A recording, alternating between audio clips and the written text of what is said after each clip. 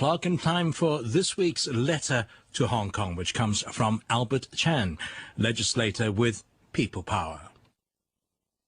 During the past few weeks, the Chief Executive-elect Wai-yip has been accusing the Legco of playing delay tactics against his grand ministerial restructure, and he even went as far as saying that if his full team of the 5 secretaries and 14 ministerial positions failed to be ready by July 1st, many of his pledges during the election, including building more public housing, would not deliver. I found his adamancy ridiculous, and I would not help to feel a sense of despise over his misleading remarks and attacks on Legco. Some Hong Kong citizens actually believe what CY said, and I had to speak out to clear up the confusion and rebut CY's accusations to Legco. First of all, this reorganization is riddled with all kinds of problems from the very beginning. CY's office turned down any public consultation, denying the public the right to be informed and the chance to voice their concerns. They failed to provide any rationale, descriptions, and justifications for this restructuring. Many eyebrows were raised as Legco subcommittee concerned began to ask the office of the Chief Executive-elect to come to our meeting and provide with Legco the needed information. They were uncooperative and displayed arrogance before the publicly elected lawmakers.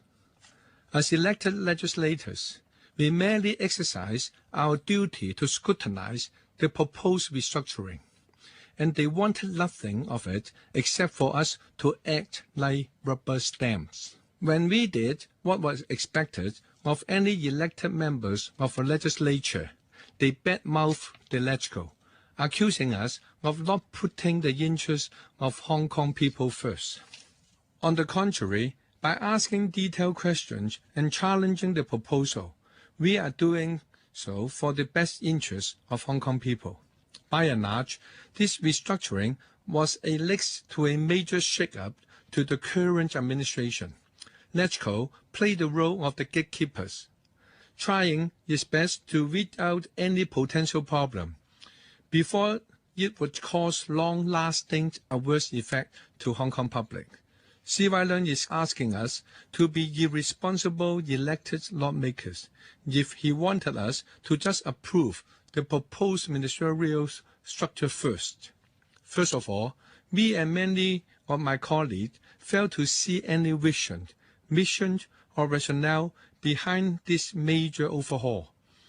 Instead, the restructuring balloons the top-level position by adding deputies without actually telling Legco what roles or effect would this new position add to the existing, already bulky bureaucracy. To put it very plainly, it looks to me more like a crony deal designed by Wai-yip to exercise his favoritism, giving high salary and prestigious posts to people he deemed friendly. Each of these deputies to the current 3 secretaries, Chief Secretary, Secretary for Justice, and Secretary for Security, is a high salary and prestigious post. On paper, second to the 3 secretaries. Arrangement is not only unprecedented, but in reality, it undermines the current secretary's power. It is a display of mistrust by the Chief Executive-elect to the 3 secretaries.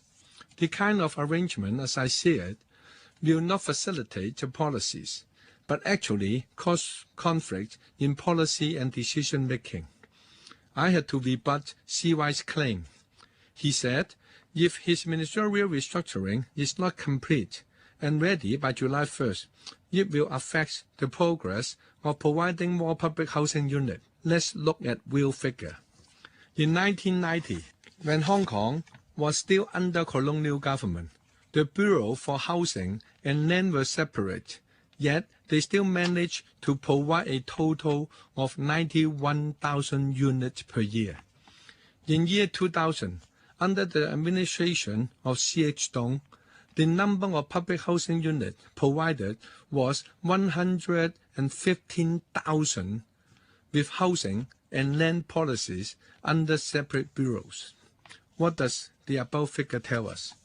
The governments can provide large number of public housing units before, without a combined bureau for housing and land.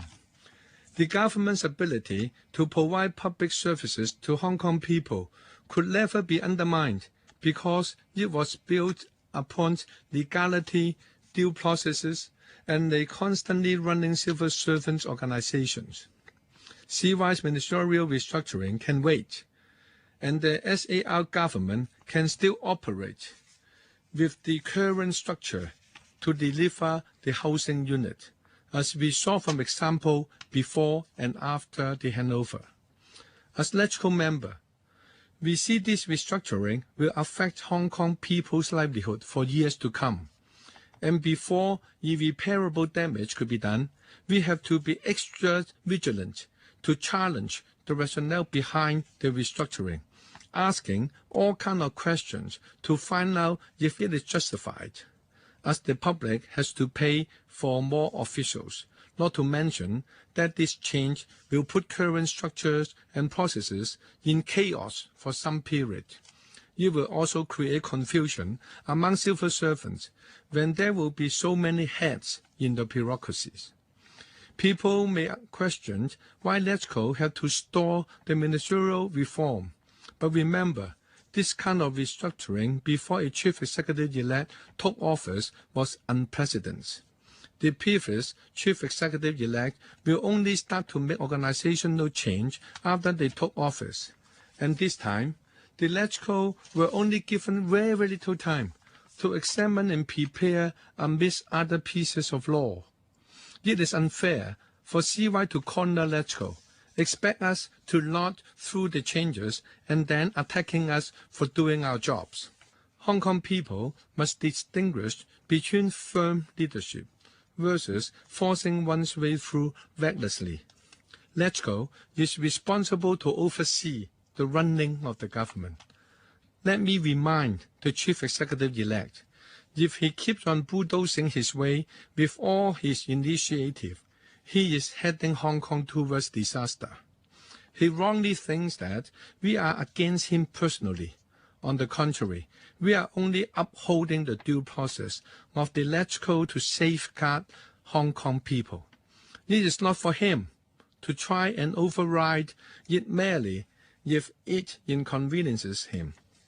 I urge Hong Kong people to rethink our core values. It's the rule of law, due process, freedom, human rights, and integrity of civil servant that give Hong Kong the edge over all other cities in China. We cannot let these core values be eroded just to make life a bit easier for a chief executive-elect. And you've been listening to this week's Letter to Hong Kong, and it came from Albert Chan, legislator with People Power. Radio 3, live on the web, rthk.org.hk. This week's Chart Topper. The UK's official #1. Rudimental featuring John Newman. Feel the Love.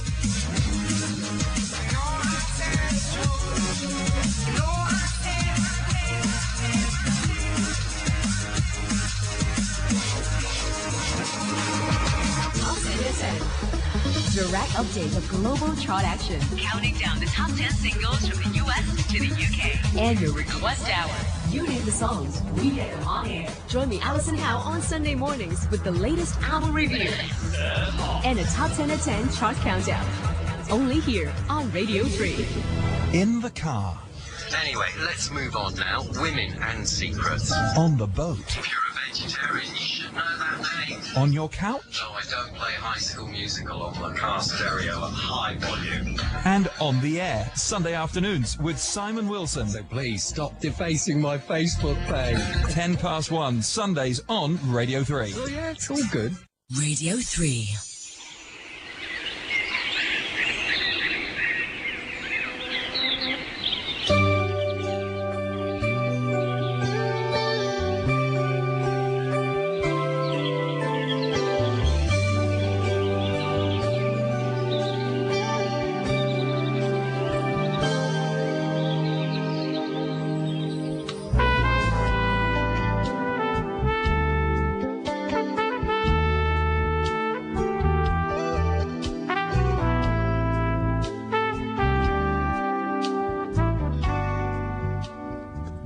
Good morning. I am Desmond Cox. The dramatic events of the past year express some of our deepest instincts as human beings. Our need for food, for material well-being, our drive for freedom, our longing for security. Those basic drives operate in our own personal lives. Sometimes there is a cost to be paid. You know, we all have material needs. Knowing that we have a need for food, for health, for shelter, we have a duty as human beings to ensure that all our brothers and sisters have access to these basic needs, not just ourselves. When it comes to freedom, we do have a choice. We can buy into the lie of our materialist society, which tells us that having more things will make us happy. Or we can refuse to be driven by selfishness, greed, sin. We can seek the freedom that comes from love and service. That inner struggle